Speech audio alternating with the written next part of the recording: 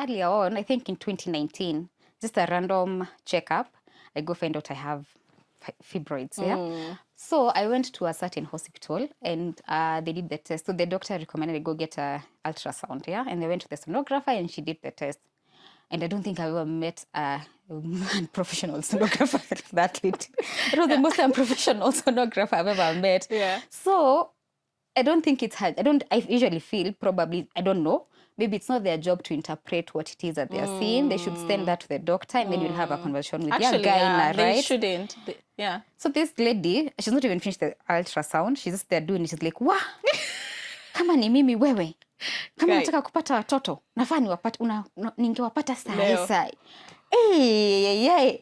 And she's not even told you what's going on. She's not, uko na fibroids mbili, moja ni kubwa hapa, na ingine sijui iko 10 cm. I don't even know how many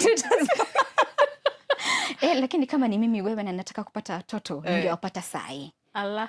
No, I'm even crying. Yeah. I started even crying because I was like, really? What? I was crying because like, I'm so sorry. What's happening? Like, it was I wasn't even in any pain. It was just a random check. Yeah. You're just chilling and I'm just chilling. I'm just like, of course everything's okay. And she's like, lazima wapate saa. It's 2019. Yeah. I just started my job at the place where we work. Yeah. And I'm thinking, I don't think there's a right time to get a baby, right? Yeah. But then she's saying there's so much urgency. Welcome to another episode of Working Moms KE, where we connect working moms with other working moms with the sole purpose of empowering each other to become powerhouses for ourselves and for our families. And we do this through this powerful art of storytelling. And today, I don't know what episode we are, but I have an interesting guest in the studio who I'm going to introduce in just a bit. And then she'll introduce herself. So, hi, Catherine. Hi, Lucy. How are you doing? Good. Finally. We've planned this 3 times now, right? Yeah, but things have been happening, but finally we are here. True. All right, so I like to do a small introduction of someone before they introduce themselves. So I met you at work. True. We knew each other at work. Actually, funny enough, the day when I interacted with you was that day you had planned for us like a lunch meet. Meetup. A meetup with the team. Okay. It was Upper Peponi. Meetup probably. Yes. That's the remember. first time. I knew you existed through calls and everything. And but then that was the first time we were meeting. Yeah. They're like, oh, she's so pretty and she's so cool and down to earth. I like that about you. Thank you. And funny enough, that's the day I found out I was pregnant. Before I came, I had done a test, and then that was the first hangout, knowing I was pregnant. Oh. Yeah, so that's how I know you. We've known each other for work. We've worked together for like 3 years now. And I think we got closer when I realized you were pregnant. True. Which was towards the end, actually. I didn't even know you were pregnant. You didn't know I was pregnant. Because of working from home, we barely saw each other. Yeah. All right, so introduce yourself, and then we can get right to it. All right. My name is Catherine Wanjiru Nganga. I'm married to one husband and mom to one lovely, handsome little boy called Nathan, short form Nate. So I work in the digital space, especially specifically in the digital lending. So I take care of growth and strategy for digital. Okay, digital channels. Mobile lending and all virtual banking. Virtual banking, actually, that's the virtual name. banking. Virtual banking. Yes. Is that what you've always done? I would say seriously, that's what I've always done. Previously, I've done things here and there, gigs here and there, not seriously as what I've been doing now, at least for the past couple of years, 3 or 4 years now. Yeah. Okay, interesting. So let's get to it. So this season of Working Moms, we are talking about pregnancy and how it was as a working pregnant woman, all the way to you.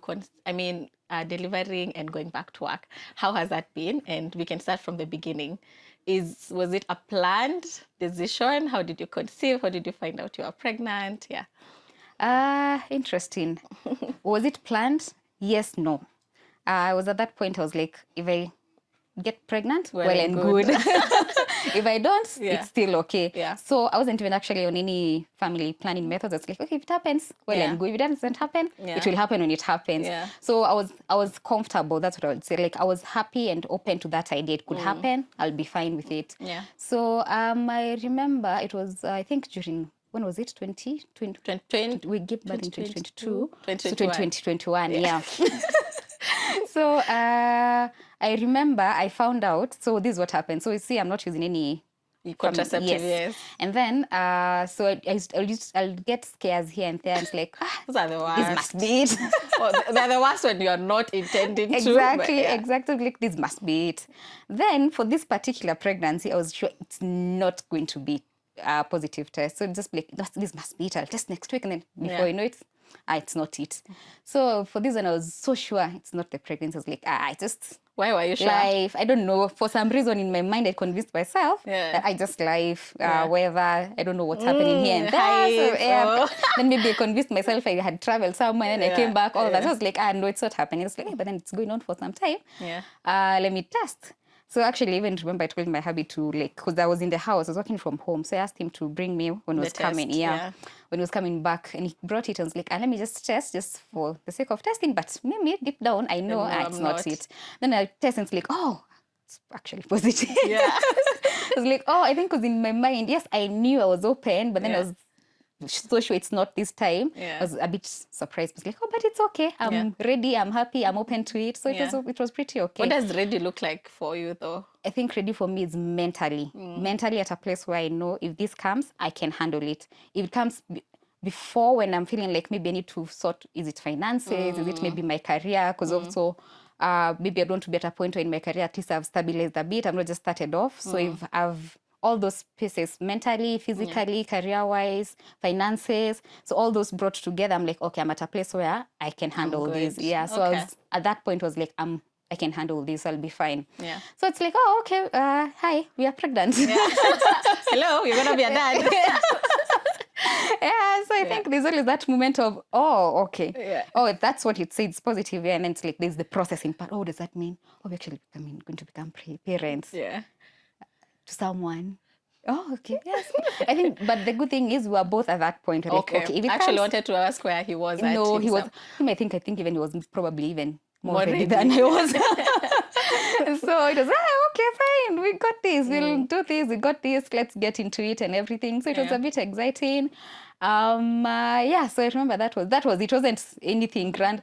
I would always thought I'll be one of those people who'd like do a test and I'll hide it and then I'll record him and the rest of it. I didn't even remember to do that. I did all those things. I even recorded myself. Oh wow. Yeah, when I did the test, I had cameras. And then I went and found out it was and then positive. You recorded your reaction. I put all those things in a video. Even when I knew the gender of my baby, because we asked the doctor to write for us. Yes. He wrote what are they called chromosomes? But that's why it's of the X and Y. XY, So he wrote for us in a small paper, put it in an envelope, and then we were gonna go open at home. Oh wow, that's I did not wait. When my partner traveled, I opened it.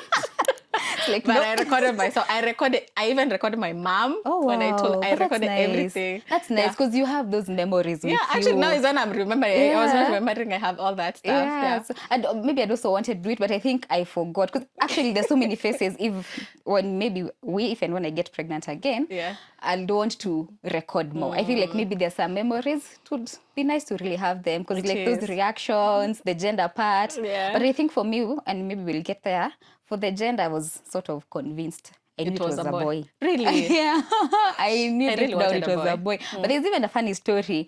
So I find out I'm expectant, and then now, unfortunately, like maybe a week or so later, my mom falls sick, and it's COVID, because it was at the height of COVID. So I have to go home and take care of her. So I'm staying at home with my parents. I'm like, okay, I don't think this would be the best time to start cleaning up them. Exactly. So and then now I think also when you don't know you're pregnant, because I'd stayed for long without testing. And I was pretty okay. So I think when now you know you're pregnant, you start even feeling the symptoms. Yeah, so it's true. Okay. The minute you know your mind is, Exactly, the symptoms start showing. So now I'm at home, I'm having my morning sickness, but I have to be the stronger one because now we have an actual person that we really need to take care of. So it was, I stayed for I think 2 weeks at home and just hiding it. My sister tells me she had suspected. She could see I was moving and saying, because there's that day I woke up and there's a certain hotel at home I shall go. I just wanted mandazis from that hotel. Yeah, I was like, no, I just want mandazis from that hotel. I don't want anything. And she's like, why do you want mandazis from there? It's like, nimezimiss. Is she older? Or Yeah, she's older and she has 3 kids. So she knows these things. Exactly. So it's like, okay, all right. Then now the funnier story, my niece, now her daughter, would keep asking me, wako wapi watoto wako? Oh, really? Oh, yeah, all the time. Wako wapi watoto wako? Kids are so not shy. Yeah, they're not shy. It's like, umeacha watoto wako? So my sister kept asking, kwani anashinda kuuliza mambo ya watoto? She never asks you anything like that. It's like, I think they say kids know. I think she kind of knew. She knew. Yeah, because she's keep, ako wapi mtoto wako? Every time she comes in the first thing, she's like, ako wapi mtoto wako? Kwa nini umeacha watoto wako? I'm like, girl, sijawahi kuwa na watoto. Exactly. Let's see, please, eka chini ya maji kidogo. Before you start making people have thoughts in their heads. Yes, yeah. But so I think she knew, my sister could tell, but hadn't told them officially. So when I went back now to my place, after staying at home, that's when now I told them, I later told them, I told them now, so this is what's happening, and I'm expectant. And they're so happy. It's like, oh, that's a good thing. Congratulations. And we are here for you. Yeah. So I think that was also one of the good things. It was a good. I would actually think you'd want to tell them because, when they're sick, they need good news. Unless you didn't think it was going to be good news. No, it was going to be good news, but I felt like okay, the mood is not I don't want right. it to make it about me at this point. Because now you see, of course, it would change. Mothers, how they are. Because I remember after that, any other time I went home, it was always about, I don't lift, don't do this, don't, So, exactly. Okay, so it's like I don't want to really make it about me at least. And then also it's COVID. She was admitted for some time. She was on oxygen. It was like a whole serious scenario. So it's like, I think even me, I was also trying to put it at the back of my mind, just like not think about it right now. Let's at least focus on recovery. Those days were bad. Yes. So there was that, but I got COVID when I was pregnant too. Oh, you did? I did. Yeah, I think I also did, but I didn't test. I would test. I would cough and test. Because when I went now, actually, by the way, you reminded me, when I went back to now my place after staying there for 2 weeks, I became sick. Oh, actually wanted to ask you when you didn't get... I knew it too. I kind of knew, but I was like, I'm not going to test. If I test... It's going to scare me. It's going to scare me the most. And also, when now we were at home taking care of her, we started on the supplements, like vitamin D and vitamin C. So I was like, okay, even if I find out now, what more can I do? I just take these supplements. Exactly, just continue taking them. Because I remember there's a day I was so sick and I was like, this is it. I'm not going to test. I'm just going to keep it because I didn't want to get scared at all. And I remember, so when I went back, that's when I went for my first clinic. And then it was the height, it was COVID, but it was a scary period, first trimester. So I went, and the guy I met, he was like, hey, please just take care of yourself. Please take care of yourself. COVID and pregnancy. And at that time also, pregnant women weren't getting vaccinated yet. So he's like, please, or rather we are getting vaccinated second trimester, something like that, So he's like, please just take care of yourself. It's happening a lot. It's bad. It was so scary. So I was so scared. I was like, I'm not going to test. I'll just get too scared. So it's like, I'm just going to treat it anyway.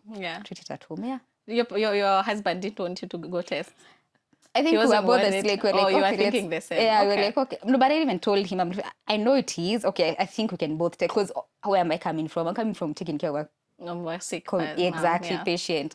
So then that means there's a very good chance that I am also sick. Exactly, and also my immunity also get compromised when you're pregnant. But I didn't test, so maybe I didn't get it. Maybe I'm just sick and tired.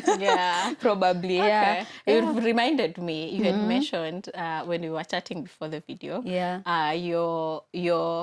When you said you met your guy now, your doctor, you had mentioned something about fibroids. Oh yeah.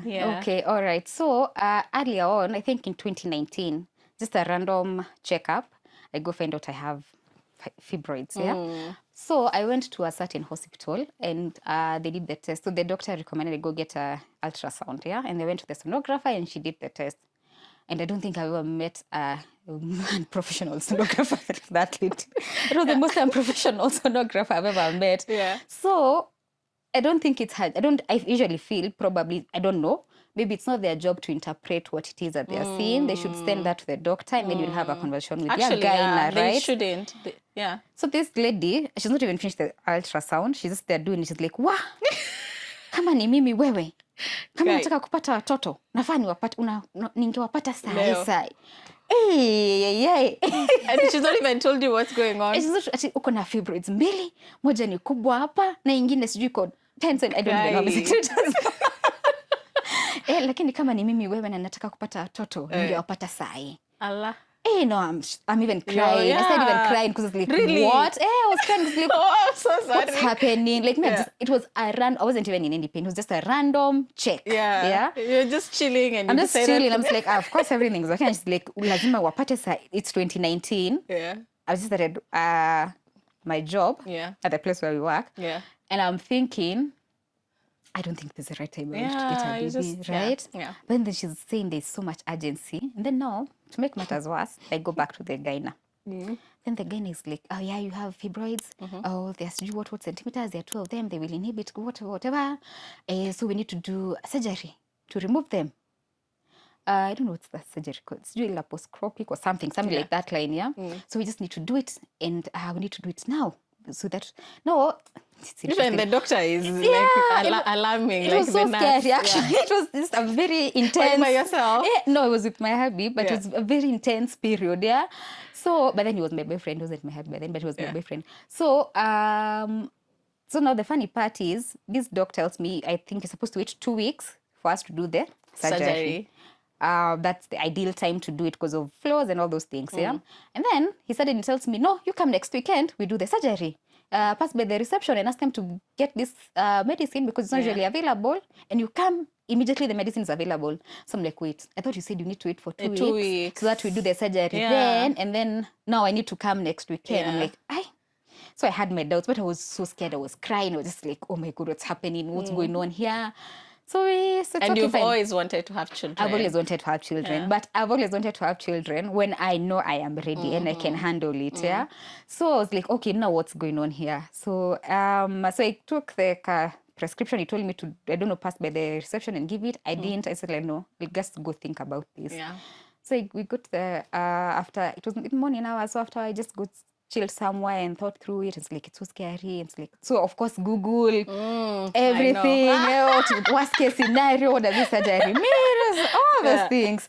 Then after that, I was like, no, I don't think I'll proceed. I'll seek a second opinion. And then now it's in my mind, I started having thoughts of, I think these guys just want money. Yeah, it's like they have a meeting every morning and say, scare every patient. Exactly. And then especially when you Google fibroids, you can live with them if they're not painful. You can. For some people, you can live with them. Mine weren't painful because I didn't go there because of pain. They affect a couple of things in your body. Yeah, I wasn't having any effect. Everything was okay. So I was like, okay, fine. So there was most of the research results were you can stay with them as long as they're not painful. You'll be fine. So I was like, okay. I think I'll seek a second opinion. So I was like, okay, I'll go to a place where I know the person is not being influenced by money. So I went to KNH. That was a private? Yeah, I would go to a private hospital. So I went to KNH Doctors Plaza. So I just I Googled for a doctor. I don't know. I just like, okay, let me just try my luck. I said I'll go to 5 doctors at the very least until I'm convinced. Yes.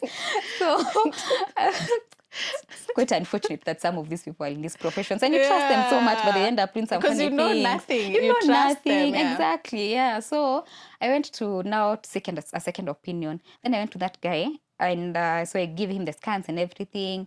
Then he examined me a bit and he's like, come back after 6 months, we observe these things. I'm like, huh? 6 months. 6 weeks or 6 months? 6 months. Exactly. This girl was saying, come next weekend. We do surgery. And it's like, come after 6 months. Are you in pain? No. Is anything affecting your body? No. Okay, fine. We observe. You just come back after 6 months. We have a look at it again. I went back after 6 months, like, okay, we'll just keep checking. There's nothing that has changed. One is actually even shrinking. So what causes them? They don't know. No one knows. It's not yet clear. Some it's genetic. Others it's just I don't know. It's not quite clear what causes them. Then so now when I found out I was expectant, I was very, very keen on the guy I was gonna get because I didn't want anyone who'd start making me feel scared I know. or paranoid and exaggerating things. Yeah. So I think it was even one of my prayer items. Like I'm praying that God gives me someone who's calm and sober. Yeah. So I went to the guy and now I was working with throughout my entire pregnancy. And from even I told him I have fibroids and it's like, those ones, it's not a big deal. It's okay, you'll be fine. It's women give back positivity. I was like, this is the guy. It's so funny how they will say the simplest thing and then you know this is the one or this is not the one. Exactly. That's true. Yeah. So Okay. I was like, okay, fine. Then let's go Let's this do journey. this. It's like, is there anything? Because I was even worried that like maybe I'd need to do something that maybe it's going to be CS. Do I need to start preparing for that? Like what could like worst case scenario? Yeah. And I was like, no, please. Because I was even asking him worst case scenario. It's like, please keep calm. Yeah. Keep calm. Oh, bless him. Yeah. Is he the one you stayed with throughout? Yeah, I stayed with Was him he your throughout the entire delivery time. doctor? Unfortunately, he traveled when I was It's quite unfortunate. So he sent someone, but good thing is I'd met the person he sent during one of my visits when he had traveled again, so I met him. But I really, really did enjoy his services. He was always so calm. He's like, oh, hi, Catherine, how are you feeling? You're good? You're good? Okay, fine. Baby is good. You're doing well. The journey is good. Everything looks good. So it was like I wouldn't get scared. I'll even call him and text him like, how are you feeling? Let's observe it. Are you feeling like you want to come? Okay, fine, just come. Let's check. Oh, it's nothing big. Just go rest. It was so easy. I felt at peace with him. Yeah. So how was your first trimester and your second and your third? Oh, okay. So did you have cravings? So in such kind of things. First trimester was interesting. I think for me the part that second trimester and third trimester is when probably now if really it's when the settled down. is, Exactly. Because for me first trimester, no, you see, I figured out late. Maybe I think I went for my first clinic for almost 8 weeks. Then there was a lot going on. So it was all over the place my first trimester. And then before I knew it, I was in second trimester. But I did have a bit of nausea. I stopped eating meat. I didn't want to eat meat at all, especially stewed meat. I was like, no, thank you. Yeah. So I'd get a bit of nausea, but it was manageable with the pills that they give you. Yeah, so it was manageable. Just a bit of fatigue here and there, and then it was more or less okay. So my entire pregnancy, I craved githeri, and I used to love eating githeri. I would carry it everywhere.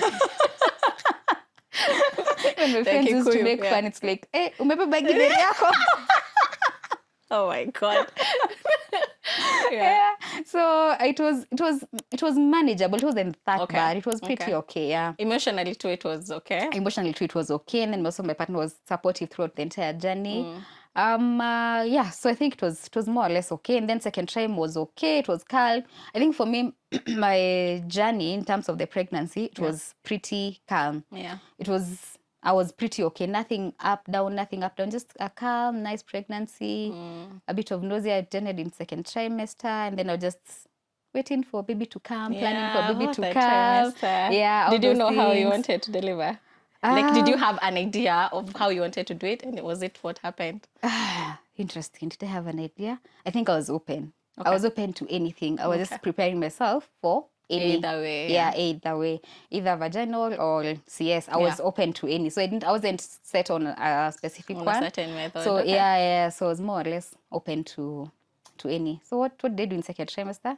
Nothing much. I just went along with the journey. And you are working, but then you were still working from home. So there wasn't much. Actually, very few people saw me throughout my entire pregnancy, especially at work. Very few people know. They actually who found out when now I've taken maternity leave. Yeah, like how? What? I liked that feeling of surprising people. Me, I knew through. Actually, that's when I knew through your photo shoot. Or did I know before? No, you knew before. One of our colleagues, our mutual friend, mentioned. Because that I also knew because he mentioned. Okay. So it's like, oh, hi. So I think that's when now we reach out to each other. And it's like, oh, hi, I had no. Oh, it's like, oh, okay, how is the journey and everything? Yeah. So, it was, I enjoyed also. It was really good working from home. Because even my manager found out way later. Me too. When they really have to find out because of maternity is when you're bringing them to. Yeah. So it was, I enjoyed the fact that I was working from home. Yeah. Though I was also struggling with the fact that they say that you need to walk a lot during your pregnancy. But now I'm working from home. I'm barely leaving the house. So it's like, when that time comes, it will be, because they say if you walk, it helps with the labor and everything. Yeah. So it's like, this might be. Wait, you are not walking? I wasn't walking. You're not even doing morning and evening walks? Hey, by the way, I hustled. I used to walk. Sometimes you just meet me hey, this pregnancy is really not kind to her. Because either I walk in the neighborhood or I go to Karura, and Karura is, you have to get in the car and drive. It such was a hassle, too much. yeah. So me, and then towards that trimester, I would walk within the estate. So there were cheese all over me. Like, Masa. Actually, I started the night of my delivery. I was walking from the gate all the way to the end, from the gate to the end. And I didn't realize I was in labor. Oh, I was just in so much, and I was uncomfortable. I couldn't sit. And then getting to the hospital, they're like, "Oh, you got to hospital at 7 or 6 centimeters dilated." At 6 centimeters. Yeah, going to mine 7. too. I was like, How? what? Yeah. Yeah. Anyway. Oh, okay. I never used to walk. I used to intend to walk and plan and say I'll have to walk. And not happen. And not happen. I used to walk and swim. Yeah. I went for swimming a bit also because I used to feel like I want to just be buoyant. Yeah.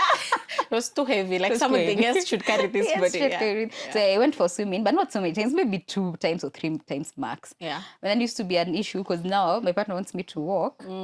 But I'm like, okay, I'll walk today. I promise I'll walk. And it's like, hey, I'm so tired. I can't walk. Though in second trimester or third, going to third, I used to have so much pelvic pain. Oh, it used to be so bad. The baby had turned. The baby had turned. Yeah. Like, today I'm seated here, standing up was a hassle and serious pain. Getting out of bed was painful. It was so bad. That I think that's one of the things I remember. Towards that trimester there, it was bad. It was bad. Completely, it was just painful. Turning in bed was painful. It was another. You turn with every part of your body and energy. Yeah, and it used to be so painful. It's like, okay. And then when you go, there's nothing that can be done because it's just. I wanted to ask the if there was baby. medicine or anything. No, the option would have been painkillers, but then how long will you take these painkillers? Yeah. So it's more like, okay, just take it in. Just take it because it's the baby has turned and they're putting pressure on your pelvic. So it's more like, okay, I just have to take it in. And when did she turn? He turned?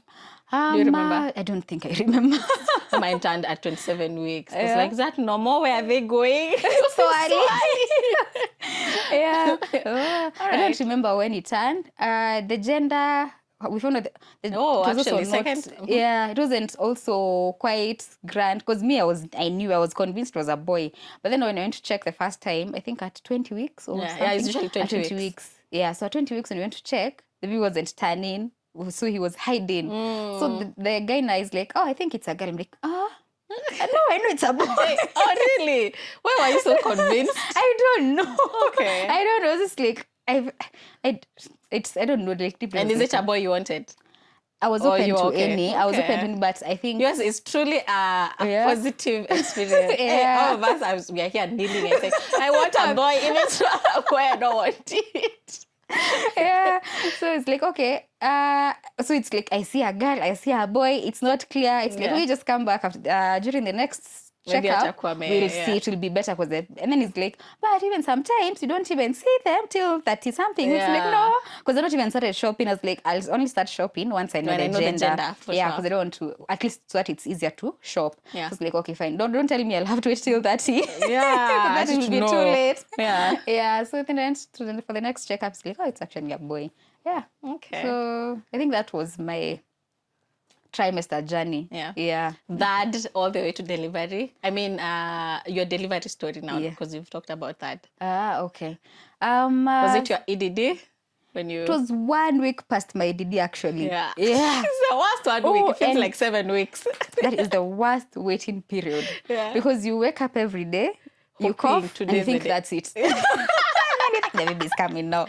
You wake up, you feel like, I don't know, something. You wash your utensils. It's like the baby's coming today. I'm nursing. I think I'm having everything you do is true. So I tried to work almost till the very last minute so that I'd get distracted. Yeah. So I was like, okay, I'll just keep myself busy. Otherwise, if I take time off too early, to drive your man. Exactly. Just be like, okay, I'll just wait here, sit in the entire day. It's another day. It's over. The baby's not here.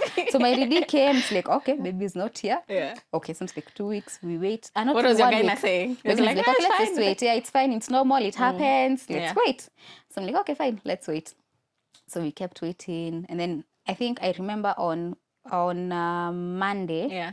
On Monday, I spoke to him because my ED was on a Tuesday. So let's say Tuesday last week. I've been waiting. So it's been the entire week. And then now we're on Monday. It's going to be a week tomorrow on Tuesday. So on Monday, we spoke. It's like, if the baby doesn't come, or if you don't get labor by Thursday, just come, we'll induce you. So I was like, okay, fine. So he said, I wait. So on that Monday, I went to when my baby was born on 5th. So I went to the hospital on Monday evening. Okay, so that Monday after speaking with him, I was like, okay, fine. So there's still time to wait. So I'm like, okay, let me just continue getting ready, probably. The baby will still come anyway. At some point, they will still come. So I remember that day I woke up, I just chilled a bit. I was like, maybe just go to get my hair cut. I got a haircut. Then for some reason, I decided to use the longest route. So I went, I walked, I got a haircut, and then I came back with the longest route again. We stayed in the house. Then later in the evening, that was the first time I actually really walked my entire pregnancy. I was about to say, good job on walking. Finally. Maybe it's what came through for you. Yeah, I think it did. Because now later at around 5 p.m., we said, let's just go for another walk. So we went for another walk, another longer walk. I think we'd do 2 kilometers, slow walk in the evening. Then when we were coming back, I was like, I missed sausages. So we passed by the supermarket, we bought sausages, and went back to the house to cook sausages. So, and then I started feeling pain, labor, and I was like, no, at that moment, I didn't think it was labor. I just thought it was probably just pain because of the walking, and I'm just tired and everything. So I'm just feeling pain. I'm like, nasikia uchungu. So like, maybe it's because of the walking. Let's just chill and wait. And are your bags ready though? My bags were ready. Everything was ready. So I was like, everything's on standby. So let's wait and see. So we're just waiting. So we're now making the sausages.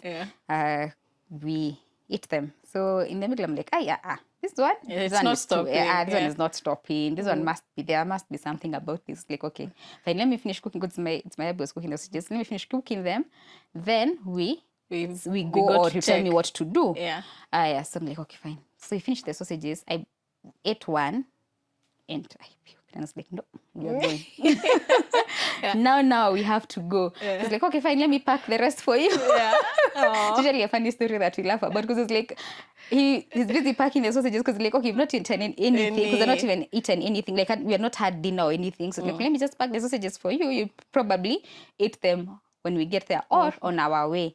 So now the pain is there, but it's not too much. It's like, it's a bit uncomfortable. I'm feeling a little bit uncomfortable. So I'm like, okay, maybe it's not that bad. So we'd moved to the other side of Nairobi and I'd already booked to Nini at Mpisha. So we had quite a drive. But I was like, if there's something we kept talking about, it's like, please, on that actual day, I know we'll be under pressure, probably I'll be screaming because I'm in pain, but please drive slowly. Oh, really? Please. That's so nice. They'll be like, drive, please, even if you need to buy a siren, please put a siren because you are rushing to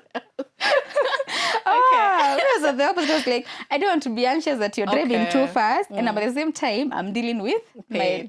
my pain. So like, I know I'll be in pain, I'll probably be screaming, but please just drive slowly. We'll get there anyway. And the good thing also, it was at night. So we left the house at almost around 10, 11.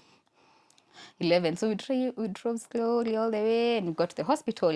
So I'm just feeling pain. And now, because of what I'd had and read and all the stories for pregnancy and labor especially, I was like, okay, this is the pain I'm feeling. And people say this very bad pain. Then it means I've just started it just started. I was like, well, this is so in my mind, I knew probably I'm 2 centimeters dilated or 3 centimeters max. So I was like, okay, it has just sorry started. to interrupt. Yes, please. Your last clinic, had you dilated? No, I don't. No, I wasn't even tested for dilation. Oh, really? No. Gosh, I dilated like 2 weeks before. Oh. Yeah, I was like, I was walking around with 3 centimeters. And you weren't scared? They said it's now it happens. No, it was 2 centimeters. And then my last clinic, I think it went to almost 3 or something. Oh, wow. But okay. So you actually knew it was any time now?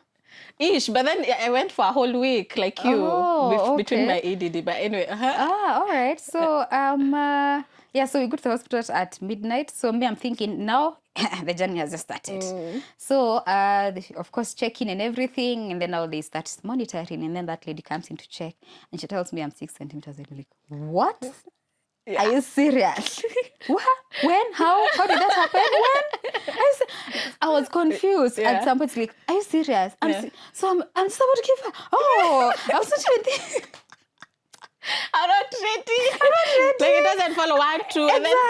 Exactly. Because I even remember when now we moved to the other side of town, I remember asking my gyna, so we've moved and we'll have to come all the way to Mpisha. Yeah. Is there a chance that, can I maybe think about getting an alternative hospital just to Safety, go there? Yeah. It's like, no. It doesn't Between work you like that. starting and finishing, you could drive to Mombasa. Exactly. He actually even told me about a case where there's a lady who came over there from Garissa. So I was like, Wow, shut up. That's a joke. I know. Maybe he was just trying to make me comfortable. It's like she came all the way from Garissa. And she hadn't dilated. Don't believe it. About it's they true. Dilate for, for 24 hours or more. Yeah. So it could make sense. It does, yeah. So I was like, okay, then it's going to be a long day. It's going to be a long experience. Yeah. Okay. And then I get to the hospital and she's like 6 centimeters. I'm like, huh? Yeah. When did that happen? How? So for me, up to now, I still kind of feel like the whole process I feel like it was a bit rushed for me. Because in my mind, I was like, it's going to be, so we've gotten to the hospital at midnight. So that means probably then by tomorrow, Johnny, I'll still be here. So now when I get there, before you know it, so they starting to put drip and all those things and monitoring. Monitors, The next thing, the baby is coming. Really? How intense did you get though? From when you were getting to the hospital, you were like at a 4 or a 5? Yeah. And then when the baby, I think maybe it got, to a 6. I don't think it really got to a 10. Yeah. It was maybe got to a 6. That was the maximum. Because I would still be okay. Like I just breathe through the contraction. Then I just calm. That breathing helps. It really does. It's difficult, but it helps. Because they tell you just breathe, don't scream. It's going to help. But it's not the easiest thing to do. There's like, So at some point I was like, I know it's best for me to breathe, but let me please just scream at least a bit. Don't judge me. I didn't even tell her. I thought in my mind, I'm like, I know I'm supposed to breathe, but I'm just going to scream. I'm going to give myself leeway. Exactly. So every now and then, maybe if it was too much, I'd be like scream, but most of them I'll just like breathe in, goes away, then I just like chill. Yours is a Hebrew. They call it a Hebrew bath. I think so. Actually, I really do You're think saying so. labor is at a 6. Mine was like at a 17. What? So before I know it, I gave birth at 2:46. Yeah. And then it was just now moving because I didn't even get to labor ward. So I just got to that room where they're checking. Waiting, and then went direct to the delivery room. And it was like before I knew it, it's like, there's somebody like a crying. Someone. Crying. And then they come out looking all sorts of things. All sorts of things. It's like, oh my God, he's here. He's crying. Because I think for all, okay, maybe for my experience, just speak for myself. Yeah. One of the things that you're keen on is the baby crying. Yes. Like at the moment the baby comes is out, born, the first thought is the baby crying? Yeah. Because I remember when the first thing was like, is he crying? Yeah. Is he crying? And then I heard him cry. I was like, he's crying. Yeah. And then I was like, there's your baby. So I saw him and everything. And then I was like, okay, it's happening. It's happening. And I'm a mother. I'm a mother. Officially our mother. So and then I think the one thing that I also remember that maybe I was maybe hysterical about was now after, where I don't know, it's this TMI. Am I allowed to say this? No, we'll know. We'll know. Okay. All right. When they are patching up things. So I think I'd had so many stories of how sometimes it's painful and all those things. So I think I just remember being so hysterical and like, please make sure I have anesthesia. Please don't touch me. Please don't touch me. Please don't. Really? You were saying those things? I was like, don't touch me. Like, you used to keep calling the doctor. Doctor so-and-so, please don't touch me. Did you tear? Yeah, I did. So when now they were stitching me, it was like, please don't touch me if I don't have anesthesia. It's like, of course I can't do that. Of course he couldn't have done that. And he can't stitch without anesthesia. But I don't know. It's because one of the meetups somewhere with some ladies and other moms, there's someone who had mentioned that they'd gone to a hospital, but it was at a public hospital, and they stitched her up without anesthesia. Really? That is inhuman. So inhuman. What? So imagine, so it was so much pain. It's for you. So you were like, in my it's mind, not I was happening. like, no. I know it's unlikely to happen because I'm like, okay, I expect, because at this facility you expect some kind of service. Yes. But I'm like, I think that was one thing that was meant, please don't you dare, because I was like, I'm not feeling any pain. Please, I don't want any pain. But of course they didn't. So, but I had to go to theater for a few minutes. Then I came back and and now I came back at around 5. So I and then it was now time to freshen up and meet the baby officially and hold them and everything. Yeah, and Were you staying with the baby or they were staying at the nursery? at least for some time, they stayed in and the then they're nursery. And then now when the next morning, I think I freshened up, I slept a bit. What do you mean freshen up? Like you went to shower? Yes. I went to shower and all those things. Yeah. Then now I came back, then now the baby was brought. Yeah. And then now the latching. Yes. The latching. Did he? He did. Yeah. He did latch. Yeah. But as I also maybe didn't know how to latch him quite well, but they were showing you. That's a good thing also. But I really loved that part. Though sometimes also feeling a bit overwhelming because, they kept coming in frequently to check and assist you latch and all those things. But then sometimes like, okay, guys, okay, fine. I'll figure it out. Space, yeah. It's two-way. It's good because they're checking after you and just showing you how to do it. But then also it felt like, okay, fine. Please also don't give me that much pressure. Because when you know so many people keep coming in, you start feeling the pressure like, to figure it out. It's like, okay. It's like all the hospital staff has come to help. Exactly. And still. Exactly. So I'm like, okay. So I tried latching. I didn't have milk, at least from, I think, the first day up to, actually for the first 2 days. So I didn't stay in the hospital for long. So I went on Monday evening. I left the hospital on Wednesday evening. Yeah. So the entire of Tuesday during the day, I didn't have milk. Yeah. So I was just latching, and the baby is trying to get milk. Yeah. And I didn't know that can be a painful experience. Yeah.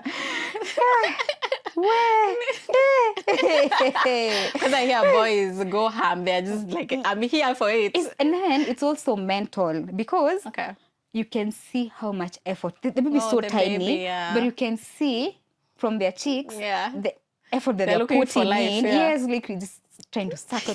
There's nothing like, so it's also mental because it's like, aki amejitolea, but hakuna kitu inatoka. Exactly. It's like, what am I not doing? What nini. So I remember feeling that pressure, okay, I need to get milk. The baby needs to suckle. Did you have a lactation?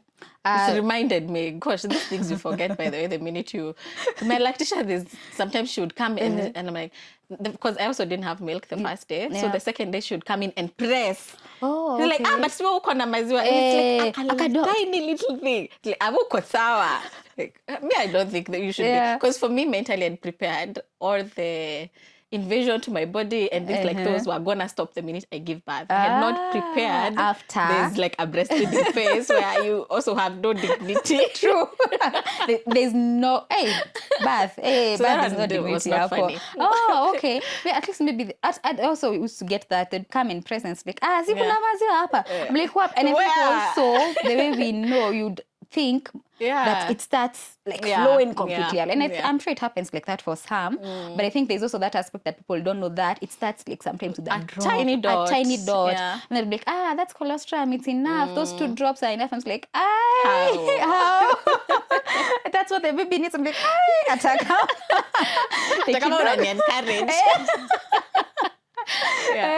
So I remember trying to do that. It was painful. I think maybe also I knew it's important to use nipple cream, but I think I didn't know how soon I should start using it. Because I feel like if I started using it immediately, I started latching the baby, then I wouldn't have had that issue. Yeah, because my nipples really cracked. Yeah, so it was so much painful. I know.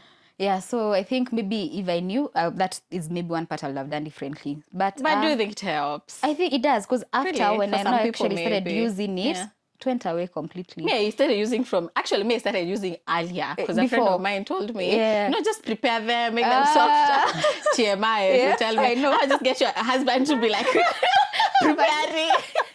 Like, no, let's go the other way. Yeah. So I started so much earlier with the nipple cream. I would do like a lot of Vaseline. Oh, okay. That's what she told me. Nothing. Oh, it didn't help? It was so bad. I was bleeding. Oh, okay. Yeah, mine cracked. It was bleeding. It was just bad. So it doesn't help. I have those pictures to date. I'm like, I don't think I want more children. I am good. And then there's just over there hungry. You have to. It was bad. Yeah, there's that also, the hunger, especially after giving birth. I remember feeling so hungry. Like, I used to even feel like the hospital is not giving me enough food. Because I'm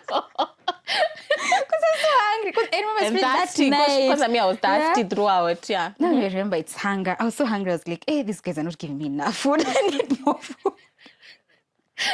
So hungry. Then it's like, no, they give me just 2 pieces of chicken. How am I supposed to eat 2 children with me and another, and I have a baby? And I have a baby, and I'm supposed to. The only good thing though, they used to bring a lot of cocoa, like throughout, even late into the night, early morning. There was cocoa at all times to help with the milk and everything. Yeah. So then now the milk started flowing. So yeah, that's why they were keeping you at the hospital, right? Yes, for the milk. For the milk. But otherwise, if you had milk, you would have gone home. I'd have gone home actually. Probably would have gone home the next morning. Yeah. So when the milk came, then also remember now my friends, family, and they started coming in. So I remember when my mom came, and she found me there. They came with my sister. She found me, and I'm trying to latch, and they were laughing at me, and I'm like, "Why are you guys laughing?" Okay, not laughing at me, but laughing because they couldn't. I'm the last one at my family. Yeah. So they're like, their baby is now an adult. Now trying to feed a baby. Trying to feed the baby. So I think it looked so funny. They were like, oh my God, our baby is now a mother to another baby. Yeah. Yeah, but I think also what maybe I can mention now is the kind of support I got throughout my pregnancy. I think that was something that I'm so grateful for. Yeah. Like I had such a good support system. My husband, my friends would just keep popping in at my place. I was like, hi, where are you? We are here. We are coming to see you. Just come keep popping in. My sisters, my sisters-in-law, everyone is there was like it makes a it whole so much circle. easier. Yeah, it makes it so much easier and feels so nice. Even my colleagues, they even came to the hospital on that day. Oh, really? So but you guys are like such a tight knit, so I'm not surprised. Yeah. So it was. I think that also really kind of helped. Even like when you're going through all that, it really did help. It does. It does. So first night with your baby going home, how was it? First night, it hits you. Yeah. It hits you really hard. Because actually I've forgotten something. So when I was at the hospital, there's a point where like I'm a bit overwhelmed because I feel like I don't have enough milk. And then the baby used to get formula at the nursery when maybe they feel like he's not had enough, and it used to knock him out. So he'd come back dead asleep. Yeah. So I remember there's a time I've been trying to latch the entire, like for at least for so long. Yeah. But he's like the moment I remove him, he starts crying because he's hungry. Oh, yeah. So I remember I'd like, okay, push him slowly to the nursery, and then they feed him, and then they bring him, because I know they even brought him back when I was also asleep, because like, okay, I also need to nap. Yeah. So now when I'm going home, it hits me that there's no nursery. There's no place. I'll be pushing my baby slowly and leaving him there for some few minutes, and they're washing the baby for you. They're mainly changing the baby for you. So it's like, okay. Soft life. This is easy. Yeah, this is so easy. Complain. I just need to sit and breastfeed and eat. Come by. Then I go home. No, when I'm going home, I was actually thinking, I was like, oh, now it's me and him, or it's us and him. Yeah. All right. Do you have a nanny? No, my nanny came in like 2 or 3 days later, but at least it was my husband and myself and him and the baby. So it's like, well, now we have gone to actually now get the job done. So it was a bit scary because the babies are so fragile and they're so tiny. They're so tiny and they're so fragile. It's just like, okay, I need to remove. Because even at the hospital, I'd not even changed his clothes at any point. No. Even bathing him? No. I was just shown how to do it, but she was the one who was doing it, the nurse, So I hadn't actually done it. The only thing I'd done is maybe change diapers. So, and breastfeed, of course. But now I'd not even like removed clothes, put clothes, all those things. So we go home and I have to remove clothes, and they have to go over his head, and there's a neck that I'm supposed to support. And there's a belly button. And there's a belly button that is yet to fall off. That I need to. If there's something that I used to procrastinate to do, is wiping that thing. And I know it is important. I have to do it. It's for the betterment of the baby, and it's the right thing to do. But I just keep telling myself, I'll do it at 10. Okay, I'll do it maybe at midday. I'll do it at 12. Because I'm trying to avoid. I used to feel it's a bit delicate. I'm like, it's too delicate. I just keep postponing. It's like, I'll do it at 12. And then now when it's like maybe before, and I'm like, okay, the day is ending. I have to do it now. So whether I like it or not, I have to do it. So it was scary. It was scary. But if there's one thing I noticed, I think there's some instinct that's just kicking. It's true. There's something that happens that you figure it out.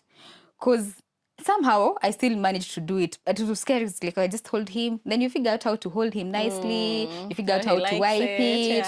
How to even wipe him. Because at that point, I didn't wash him for at least maybe like 3 days until it fell off. And then I started washing him basin with water and all that. So you figure it out.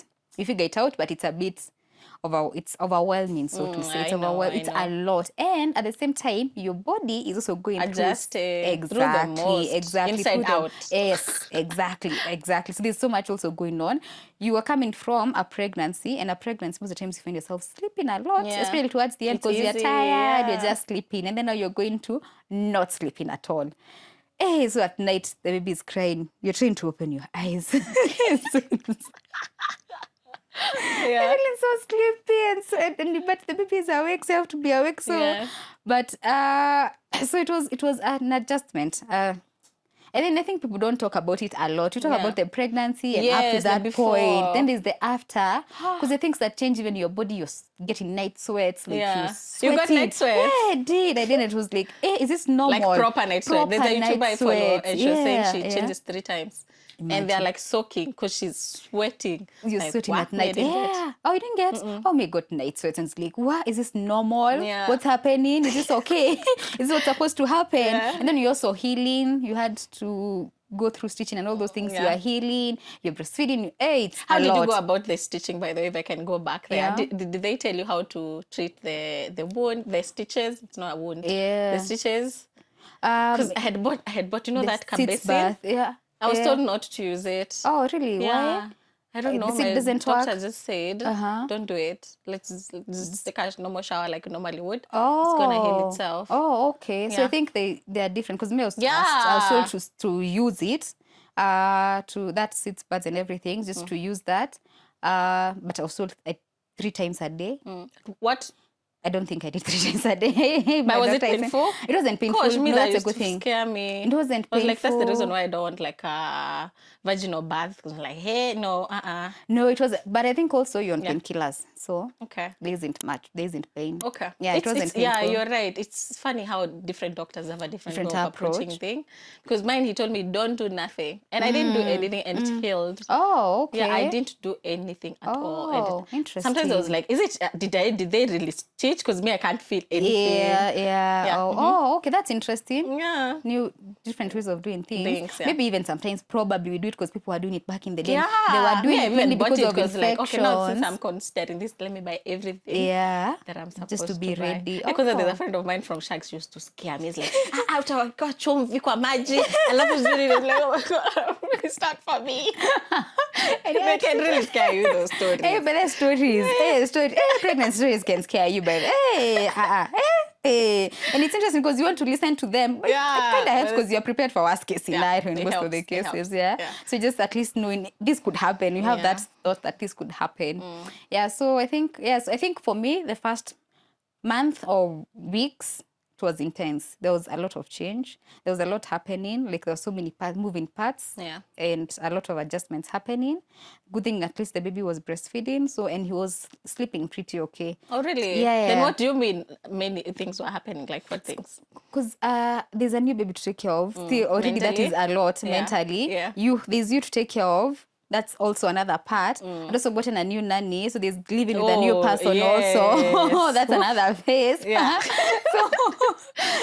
So there are a couple of moving parts. okay. Yeah. But I'm really grateful that my baby's sleeping was pretty okay. Yeah. Because he would just actually at night would barely open his eyes. He just breastfeed when his eyes are closed and then go back right to sleep. Really? Yes. Like from Till week, to from date. day one? From day one. He'll just Oh, you're so blessed. just that has been breastfeed the with his most eyes difficult for closed me. Yeah. and then go back to sleep. Unless maybe when we're getting growth spurts, that's when he'll wake up every 30 minutes or so. Yeah. But even then, he'll just wake up, his eyes are closed, breastfeed, go back to sleep. Go back to sleep. So I think for me also that actually was easier.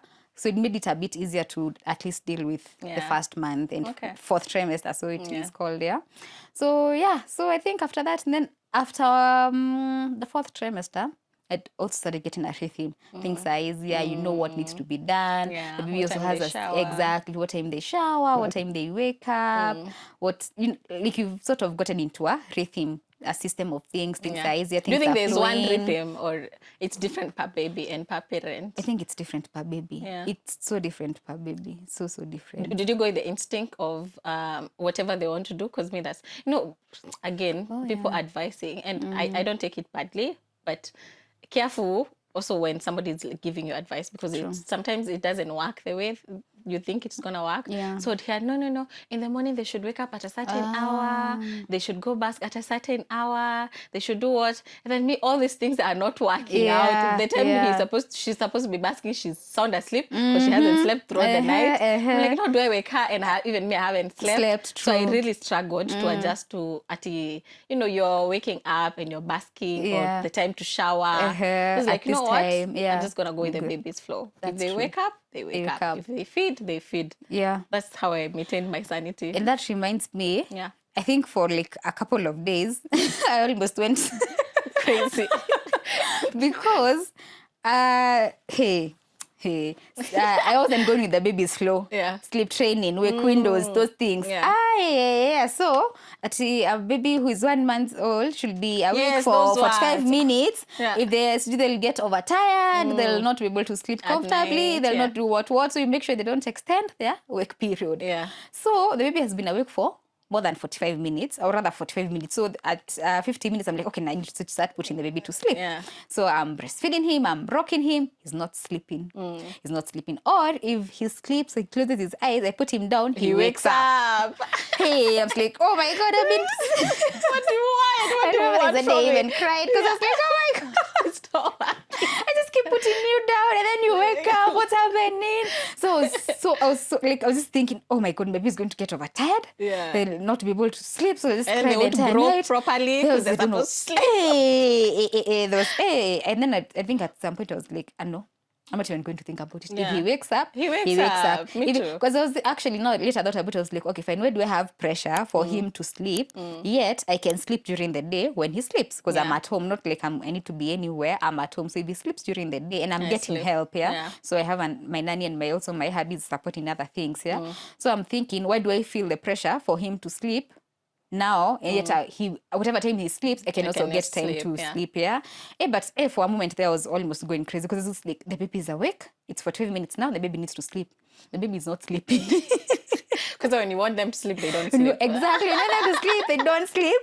And babies get into their flow and rhythm with time. Flow, they have their own way of doing things, and it works. Like right now, at 7:30 latest, he's awake. And by 7:30 latest or 8 p.m., he's asleep. So, and also there's something you've mentioned, advice. And also I think with social media and all such kind of things, there's so many places you can get information. You log into IG, you start getting reels and videos and stories and all this is what needs to be done. But this is, you should sleep train. Oh, no, you shouldn't sleep train. No, you should do this.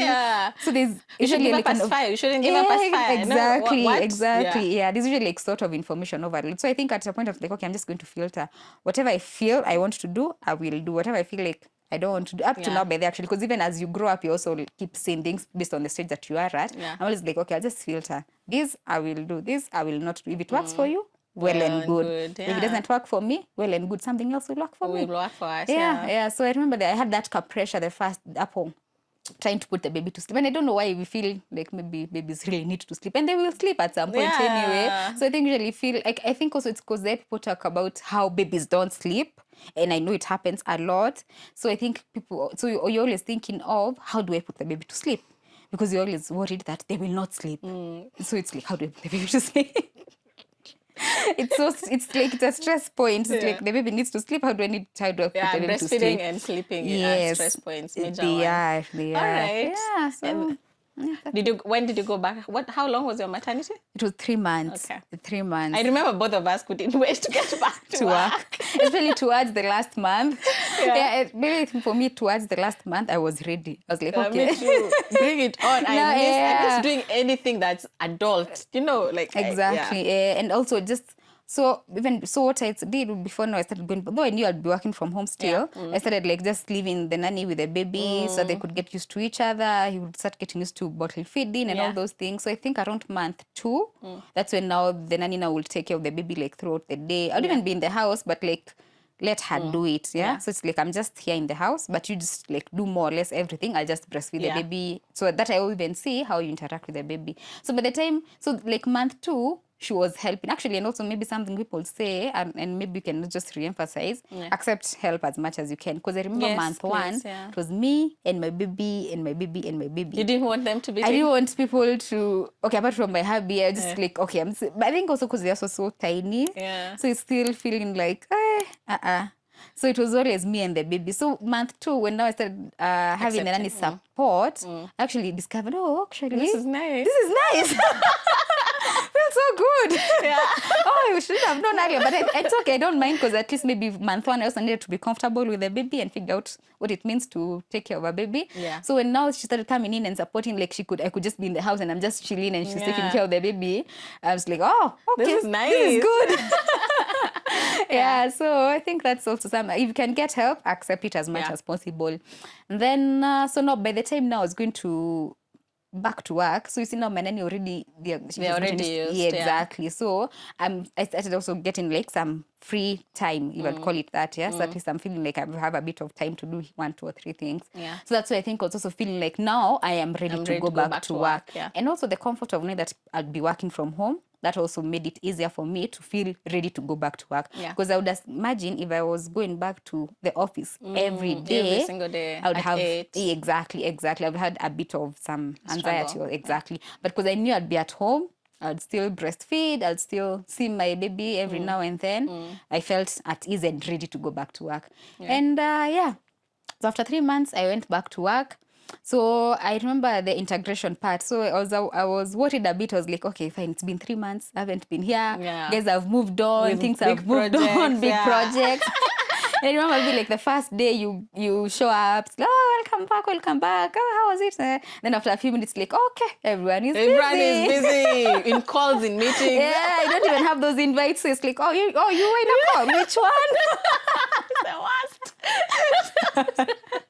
It's actually, you were in a meeting. Okay. It's like, okay, that email was sent, because even in some trails, you've already been removed. So you don't know what's going on. The trails are just discussing things like, I'm not part of that. Actually, remember it, like for the first couple of days, I kept saying, I'm not part of that email trail. Yeah. Just reminding people all the time. I didn't know about that. I didn't know. Okay, please add me to that email trail. It's like, by the way, please add me to that meeting. No, I've had this meeting. Please add me. You really hustle. Yeah, you do. You do hustle. So it feels like, okay. But I think also maybe by the nature of the team that we work with, it was also quite easy to then also just get into, because there are new things that happen every day. Yeah. So it was easy also just now to pick on the new things, maybe on the ones that they're working on, just continue that. Yeah. Then now at least the new things happening, you just pick up on what's happening. Yeah, that's a good advice. Just go back to work. Let the things that are happening happen. Yeah. Unless they are really affecting, then you can just pick on your own things and start with those ones. Exactly. Yeah. That way it's easier, because you don't have to feel like you are left out. You're not up to speed with what's happening. Like, just keeps feeling like you're asking questions here and there. So it's best to just pick up what's starting now, and then just run with that. Yeah. So I think for me, it was easy to integrate. And the biggest thing that I'm grateful for is the fact that I work from home. Yeah. So I just need to go to the office once a week. So then that means at least more or less I'm spending much time at home. Yeah. I'm able to even see the milestones happening. Yes. I'm so glad even I haven't missed any. Yeah. So it's been easy, and also now working with now as a mom. Yeah. It's been exciting. The only thing, though, that I'll mention is I always feel like maybe there's some part of me, or rather, I don't know how it is, but it's like I don't want to be feeling like I'm always using my babies as sometimes you feel like you really need to go over and above so that she doesn't look like, she got a baby, that's why she's slacking. It's because of the baby, that's why she's not available. It's because of the baby, that's why she's not doing this and that. Or it's on a meeting, and then you're the one person always saying, no, please excuse my baby, or please give me a few minutes, my baby is there. I really did not want that. Exactly. It's not bad. And I've come to, actually, I really struggled at some point working from home. I think my nanny had left or something. I had a meeting with like 2 of my bosses, boss and boss. And that's the point of everything I've been doing has been not to let motherhood affect my job at whatever point. If anything, to make it better. That's true. And then this one big meeting is when I have no nanny. I have put down my baby and I'm like, all morning, actually, it was like an 11 a.m. meeting. And then I knew when my baby wakes up, they will wake up for a certain period. I'll feed them. Like I had everything put together. Planned, yeah. Like, and then at 12 when my call is happening, they will They'll be be asleep. asleep. So that's good. So I put them down and they're sleeping. And then I go to the meeting and we start the call. When, I mean, I'm in my element, I'm walking them through, blah, blah, blah, blah. And then I hear,